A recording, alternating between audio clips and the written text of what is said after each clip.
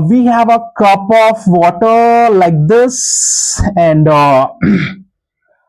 हम लोग इसका एस्टिमेटेड वैल्यू ले रहे हैं कि इसके पास 250 ग्राम एक एवरेज है कि भाई इतना ये वाटर कंटेन करते हैं। ठीक है, अब हमें पता करना है कि इसके अंदर कितना अमाउंट ऑफ पॉजिटिव चार्ज है और कितना अमाउंट ऑफ निगेटिव चार्ज है, ये हमें पता करना है। ठीक है, तो देखो पॉजिटिव चार्ज तो तुम्हें पता है ना कहां पर होता है, प्रोटॉन पे होता है, और नेगेटिव चार्ज किस पे होता है, इलेक्ट्रॉन पे होता है। तो सबसे पहले हम लोग अगर ये पता करेंगे कितने प्रोटॉन्स हैं इसके अंदर, तो I will be able to find how much positive charge it contains.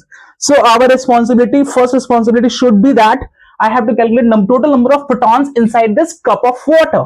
So how will I? So let's suppose let's do one thing that आप इसको कन्वर्ट आउट करो, दैट सबसे पहले तो टोटल नंबर ऑफ मोल्स निकाल लो। सबसे पहले तो देखो इसमें केमिस्ट्री का हेल्प लेना पड़ेगा आपको, क्योंकि उसके बिना इसमें पॉसिबिलिटी नहीं है।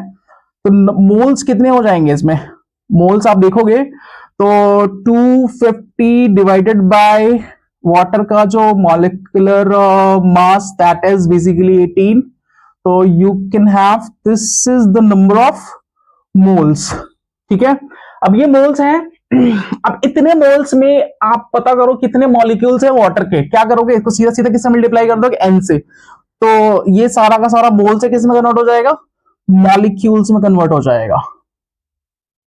ठीक है, अभी मॉलिक्यूल्स में कन्वर्ट हो गया तो आपके लिए पता चल गया कि इस कप ऑफ वाटर में इतने नंबर ऑफ मॉलिक्यूल्स प्रेजेंट हैं।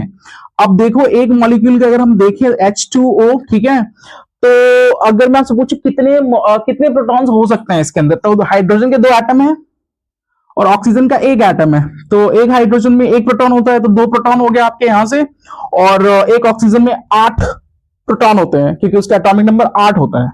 तो क्या हो जाएगा, 8 प्रोटॉन हो जाएंगे, और ऑब्वियस बात है 8 इलेक्ट्रॉन होंगे, और हाइड्रोजन में भी कितना आएगा आपका, 2 इलेक्ट्रॉन होंगे। तो टोटल प्रोटॉन्स कितने हो गए आपके, 10 प्रोटॉन्स हो गए एक मॉलिक्यूल में, और 10 इलेक्ट्रॉन्स हो गए, ये भी आपके एक मॉलिक्यूल की बात हो गई है।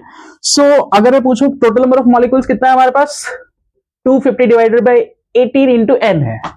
तो टोटल नंबर ऑफ प्रोटॉन्स क्या हो गया, total protons is equal to कितना आएगा, 250 divided by 18 into n into क्या करोगे, इंटू 10 कर दोगे, तो ये टोटल प्रोटॉन्स आ जाएंगे।